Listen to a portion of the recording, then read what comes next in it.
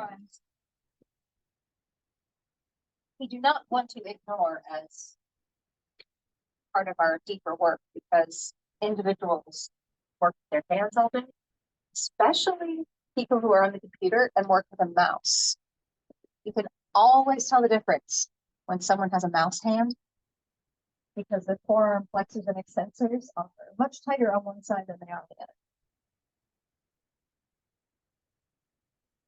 And you will work on office workers. So we want to know some really great forearm stuff. And for when we work on fellow massage therapists, you're going to need this work too. So you notice right away that I'm controlling her arm. And I'm just kind of going up and back with some smooth strokes here. The pressure is always going towards the heart. Even with our deep work, the pressure is always going to be going towards the heart. But of course, you know, I can transition down to the wrist, but the pressure and everything I do is going to be going towards the heart. So I'm just doing some circular friction. Again, pressure is going towards the heart, even though I'm working distally.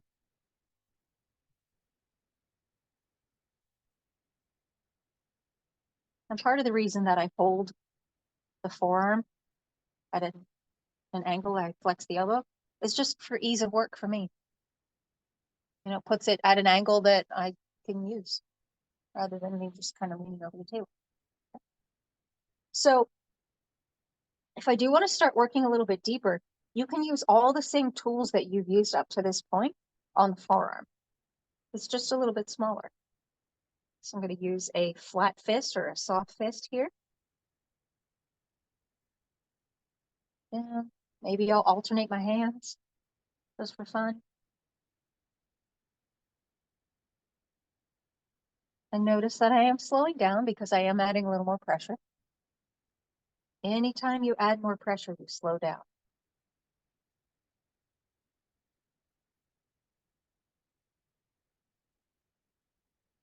Do that a couple times. Just make it feel nice. And we're going to start to focus in on the forearm extensors because they're on this side, right? So, like I said, anything that we've used before, we can use here. The pressure is going to be up towards the epicondyle here, right where that very large tendon is, from which all of these muscles arise. Do a little circular friction on the tendon. Get that nice and hyperemic, nice and warmed up. But you notice I have to go slow because there's bones there. There's bony landmarks. You guys do this thing where you come down like that, right? Yeah. I'm going to do a variation. So when the flexors, or I'm sorry, when the extensors are really tight, keeping them in a lengthened position actually helps to lengthen it even more. And it's not a pin and stretch per se, but we're going to work them in this lengthened position. Usually I tell you to have them in neutral or a little short. I'm actually asking you to work them in a lengthened position this time. Okay. So instead of coming down like this through the whole forearm, we're just going to use one hand at a time. But I'm going to flex the wrist. And then I'm going to come down through and squeeze both sides of the forearm. But the pressure is here on the extensors. And as I come through, I can really feel that extensor tendon right in through here. And you can see my body isn't doing a whole heck of a lot. I'm just lunging forward, letting my hand drop. Focusing on that extensor tendon there. How does that feel? Is the pressure okay so far?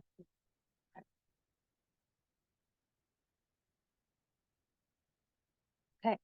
Now, I'm going to continue this theme, but what I'm going to do is I'm going to get down to the extensor tendon And then I'm going to use her body, pardon me, to roll towards my thumb and towards my fingers. So we're going to continue that concept of sort of using their body to do the work. Okay, so I can use my thumb or I can use my fingers. I'm going to use my thumb, just a flat thumb here. I'm going to do the same thing I just did. But once I get to that extensor tendon right about here, I'm going to keep it right where it is, put a little flexion in my thumb, and roll her muscles into it. Is that okay?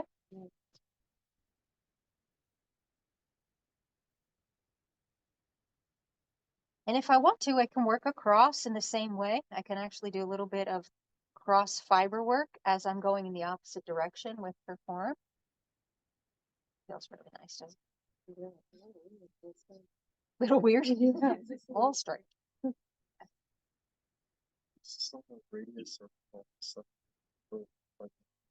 Well, I'm going across, so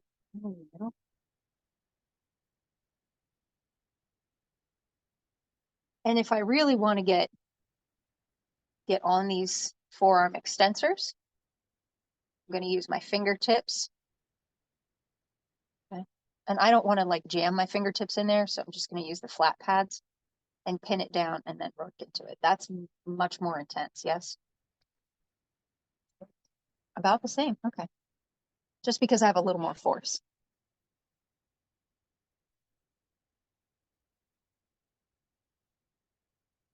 Sometimes this can feel really bitey, like really tender really quickly.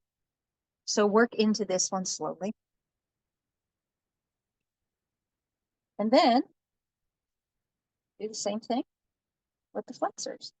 So turn the hand over, control the wrist. And this time we're going towards the medial upper condyle. Right.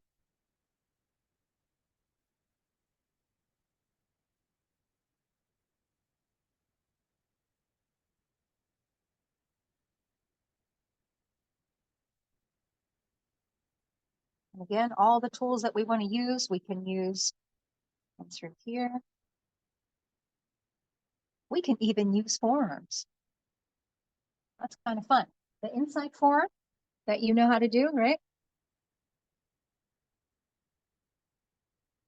You do. That actually feels kind of neat. This forearm skin's really soft.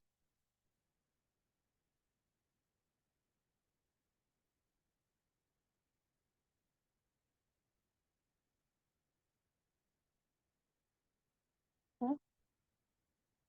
And then for this one, same thing. We're going to extend the wrist this time as we work down the forearm more specifically. Now, she's actually holding on. She's not letting me have her. There we go. If your client does that, just surprise them with a little shake here and there. Surprise, we're going to Airplaneville. Like whatever you need to do to just kind of distract their brain and be like, oh, right, I'm supposed to relax that now. It's the same kind of thing, but you're going to feel this big wad of forearm flexors in through here, right? All of that forearm flexor. You see that right there? That's a bit of tension in there. So we can do the same thing. Pin my thumb here, just a nice flat thumb, and roll the tissue into it. Okay. Just roll the tissue into it. Ooh, is that okay? Felt it slide underneath my thumb. And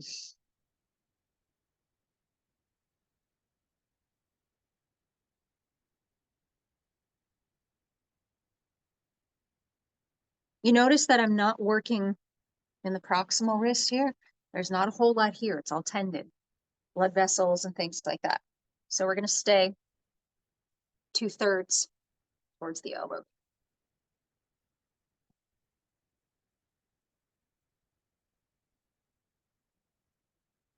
Now we can also do deeper work in the hand. I don't think so, but we can, especially in the thenar eminence here and the hypothenar eminence. This is going to be small tools, obviously, because it's a small area, but you control this area. So if this person does a lot of crocheting or knitting or baking or whatever, working, like a little wave motion on the thenar eminence.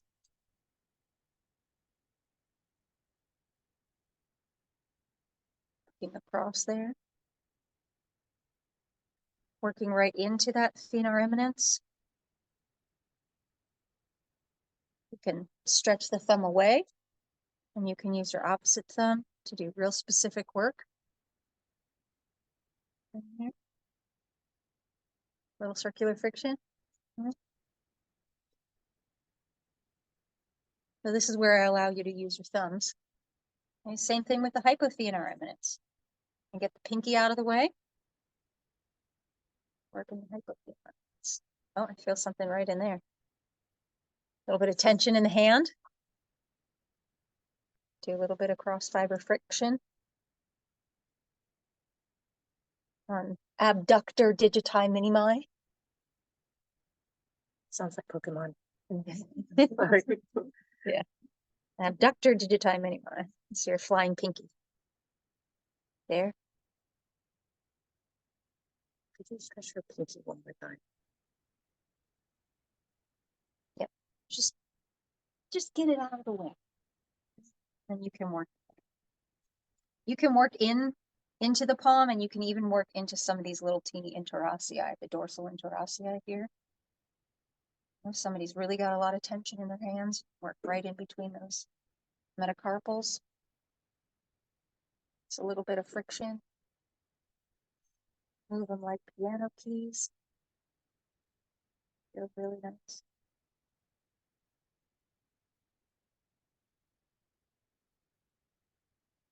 And finish with a little bit of decompression of the joints. Decompress all the way up to the bone of the foot. Just a gentle lead.